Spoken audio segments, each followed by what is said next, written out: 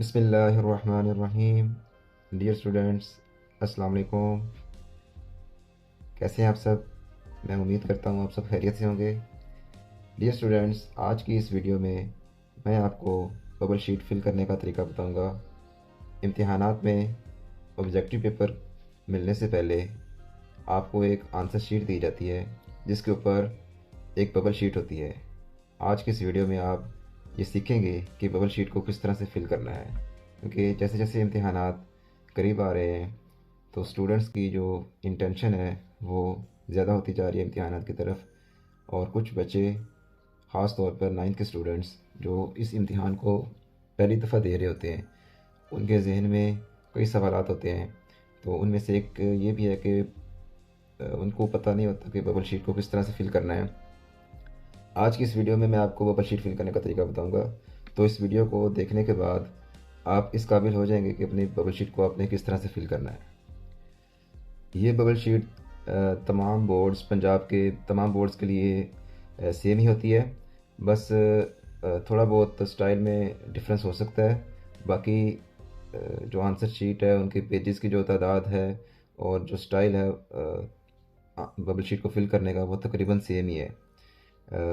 Answer sheet के जो pages की तादाद है वो तकरीबन 12 होती है। 12 और 24 सफ़ात होते हैं। तो आप ने अपनी आंसर शीट को अच्छी तरह से अटैम्प्ट करना है, प्रेजेंटेशन अच्छी करनी है। क्योंकि पेपर प्रेजेंटेशन जितनी आपकी अच्छी होगी और अकॉर्डिंग टू क्वेश्चन पेपर आपने अटैम्प्ट किया है पेपर, एक्स्ट्रा क्वेश्चन भी आप करना चाहें तो कर सकते हैं, लेकिन आप सबसे पहले वो क्वेश्चंस करें जो आपको अच्छी तरह से आते हैं। तो मुझे उम्मीद है कि इंशाल्लाह आप अच्छे नंबर ले सकते हैं।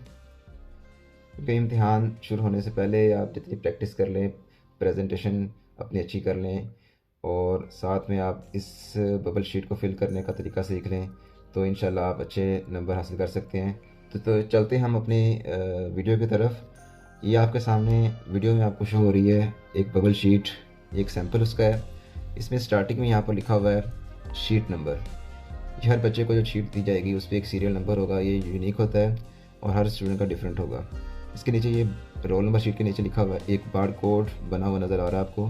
तो ये बार कोड स्कैनिंग होती है इसके कंप्यूटर में और जो रिकॉर्ड है स्टूडेंट का वो कंप्यूटर में सेव हो जाता है। इसके बाद हम बबल शीट की तरफ आते हैं। तो इसमें देखते हैं सबसे पहला जो कॉलम है वो डेट का है। डेट,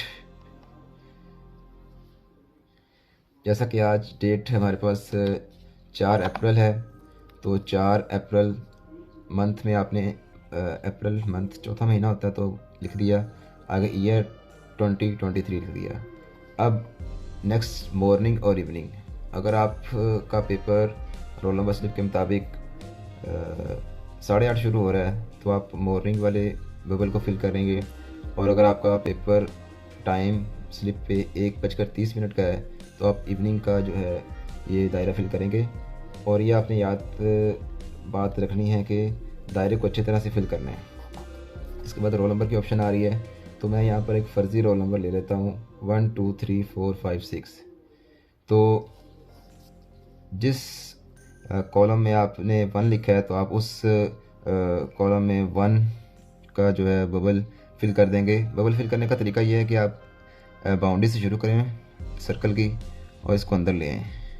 इसके लिए आप कोशिश करें ये बॉल पॉइंट का या पॉइंटर का इस्तेमाल करें, क्योंकि अगर आप मार्कर का या इंक पेन का यहाँ पर इस्तेमाल करेंगे तो हो सकता है कि आपका जो पेज है वो लो क्वालिटी का हो और इसकी इंक दूसरी साइड पे नज़र आना शुरू हो जाए। तो इसके लिए आप बॉल पेन का यूज़ कर सकते हैं, सिंपल बॉल पेंट।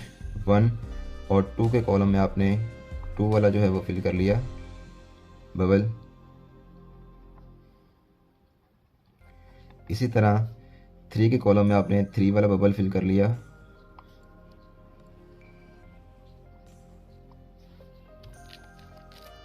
4 में आपने 4 वाला कॉलम दायरा जो है वो 4th कॉलम में दायरा फिल कर लिया अच्छी तरह से। फिर आपने 5th वाला दायरा अच्छी तरह से फिल कर लिया। बाउंड्री से स्टार्ट करें, उसको सेंटर तक ले आएँ दायरे को फिल करते हुए। और इस तरह आपने यहाँ पर 6 का जो दायरा है उसको फिल कर लिया।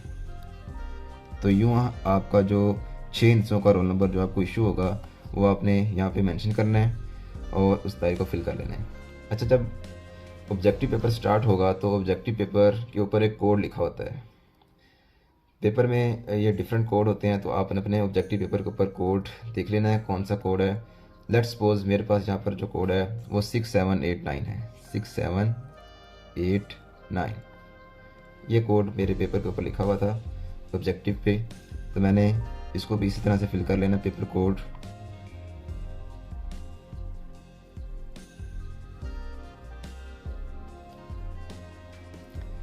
आप इसको बाउंड्री से स्टार्ट करें और सेंटर तक ले आएँ इसको। यूँ आपका दायरा, यहाँ पे टिक नहीं करना आपने या वैसे पॉइंट नहीं लगा देना बल्कि इसको अच्छी तरह से फिल करना है, क्योंकि आपकी ये शीट स्कैन होनी है। तो इसके लिए आपने इसको अच्छी तरह से दायरे को फिल करना है, दायरे के बाहर भी नहीं जाना, अंदर अंदर उसको आपने अच्छी तरह से फिल कर लेना है। और ये बाउंड्री जो है हमारे पास 9th का दायरा जो है, इसको हमने बाउंड्री से शुरू किया और सेंटर तक इसको लिए हैं। ये भी अच्छी तरह फिल कर लिया आपने।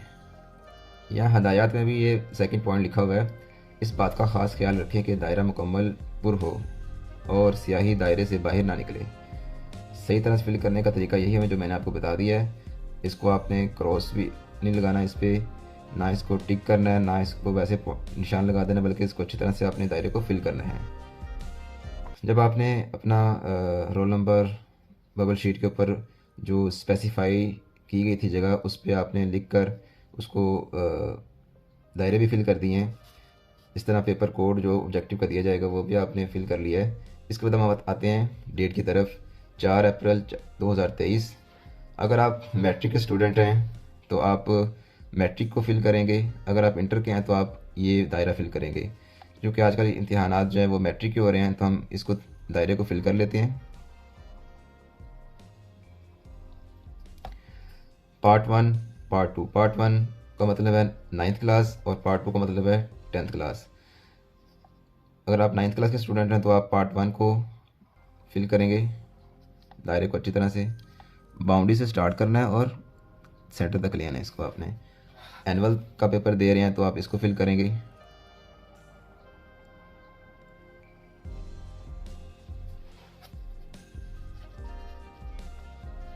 इस तरह अगर आपका ग्रुप फर्स्ट ग्रुप है, 8:30 पेपर शुरू हुआ है, तो आप मॉर्निंग का जो दायरा वो फिल करेंगे।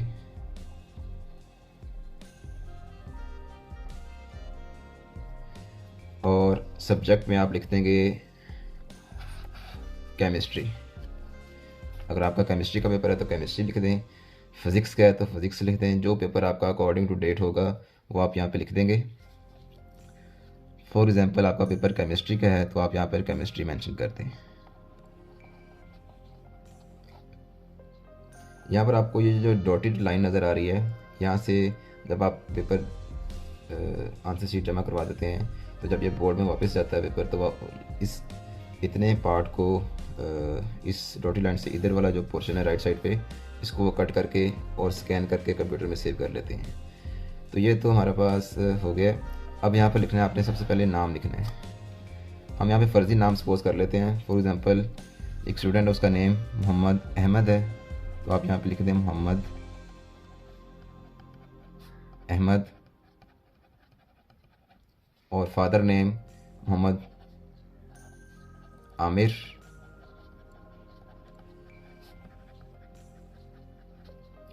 और रोल नंबर जो आपने ऊपर मेंशन किया था फर्जी रोल नंबर, उसी को आपने अब यहाँ पर वर्ड्स में लिख देना, हिंसों में लिख देना आपने, सॉरी वर्ड्स में लिख देना है। तो ये बनता है 1,23,000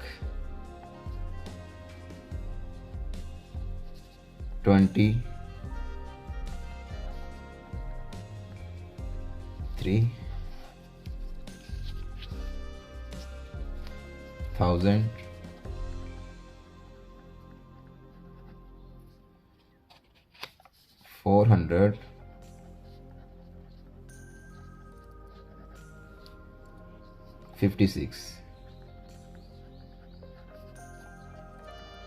ये आपने इस तरह वर्ड्स में लिख देना है। यहाँ पर आप उर्दू में भी लिख सकते हैं और इंग्लिश दोनों में लिख सकते हैं। और यहाँ पर आपने अपने साइन करने हैं सिग्नेचर ऑफ कैंडिडेट में। तो ये हमारे पास स्टूडेंट के जो मोहम्मद अहमद है उसने अपने साइन कर दिए हैं। तो यूँ आपका जो फर्स्ट पेज है बबल शीट का, ये इसको आपने अच्छी तरह से देख लिया कि किस तरह फिल करना है। जी बच्चों, तो आप देख सकते हैं कि आपने अपने बबल शीट को, जो आपके आंसर शीट का फ्रंट पेज था, उसको आपने अच्छी तरह से फिल कर लिया है। इसके बाद अब हम आ जाते हैं इसकी बैक साइड पे जो पेज है वो देखते हैं। ये आपके पास आपके आंसर शीट का बैक साइड पे जो पेज है वो होगा। इस पर आपने MCQs रिस्पॉन्स पार्ट है, जो आपको ऑब्जेक्टिव दिया जाएगा वो आपने यहाँ पर उसको सॉल्व करना है। फॉर एग्ज़ाम्पल आपका क्वेश्चन नंबर 1 का जो आंसर है वो बी ऑप्शन है, तो आप इस यहाँ पर बी वाले सर्कल को अच्छी तरह से फिलअप कर देंगे। सेकंड क्वेश्चन जो आपने ऑब्जेक्टिव पेपर पे दिया गया है उसका हम सपोज कर लेते हैं उसका आंसर डी है, तो हम यहाँ पर डी वाला सर्कल फिल कर देंगे। अगर आपका ये चूँकि केमिस्ट्री का पेपर है तो इसमें आपके पास 12 MCQs होंगे। मैथ के पेपर में 15 MCQs, तो 15 तक पेपर फिल करने होते हैं। इंग्लिश के पेपर में 19 MCQs होते हैं, तो 19। इस तरह जिस पेपर में जितने MCQs होंगे उतने आपने यहाँ पर जो बबल हैं, अगर नंबर के सामने आपने आपको ऑब्जेक्टिव पेपर में थर्ड जो MCQs है, लेट्स सपोज का आंसर ए है, तो आपने ए वाला सर्कल फिल कर देना है अच्छी तरह से। इसी तरह अगर आपका जो क्वेश्चन नंबर 4 है उसका आंसर सी है, तो आपने सी के सर्कल को अच्छी तरह से फिल कर देना है। 5th क्वेश्चन का आंसर भी सी है, तो आपने इसको अच्छी तरह से फिल कर देना है। 6th क्वेश्चन का आंसर ए है, तो आपने ए का जो दायरा है उसको अच्छी तरह से फिल कर देना है। 7 का आंसर भी ए है, तो आपने उसको ए वाला जो है पोर्शन अच्छी तरह से फिल कर लेना है, ए दायरे को। अगर 8 क्वेश्चन का जो आंसर है वो जब आप देखते हैं उसका आंसर सपोज कर लें कि सी ऑप्शन आ रही है, तो आप सी वाले दायरे को अच्छी तरह से फिल कर लें। 9th क्वेश्चन का आंसर ए है, तो आप ए के दायरे को अच्छी तरह से फिल कर लें। ये आपका MCQ रिस्पॉन्स पार्ट जो है, आपने अपने आंसर इस यहाँ पर दायरे की शक्ल में लिखने। अगर आप यहाँ पर फिल नहीं करेंगे तो आपको मार्क्स नहीं दिए जाएंगे। 10 क्वेश्चन का आंसर सपोज कर लिया हमने कि उसका आंसर बी ऑप्शन है, तो आपने बी वाले दायरे को फिल कर दिया। इस तरह 11 का आंसर डी है, तो आपने डी वाले दायरे को फिल कर दिया है। और 12 क्वेश्चन का जो आंसर है सपोज वो ए ऑप्शन है, तो आपने ए के दायरे को अच्छी तरह से फिल कर लिया है। यूँ आपके जो 12 MCQs थे उनको आपने अच्छी तरह से वो दायरे फिल कर लिए हैं। यहाँ पर जो पेपर कोड आपने पीछे लिखा था अपनी फ्रंट शीट पर, वही आप यहाँ पर लिख देंगे 6, 7, 8, 9। और 6 वाले कॉलम में आपने 6 का दायरा जो है वो फिल कर लेना है। 7th के कॉलम में आपने 7th का दायरा फिल कर लेना है।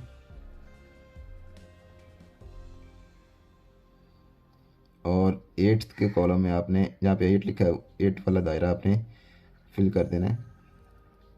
और 9th के कॉलम में आपने 9th वाला दायरा जो है वो फिल कर देना है।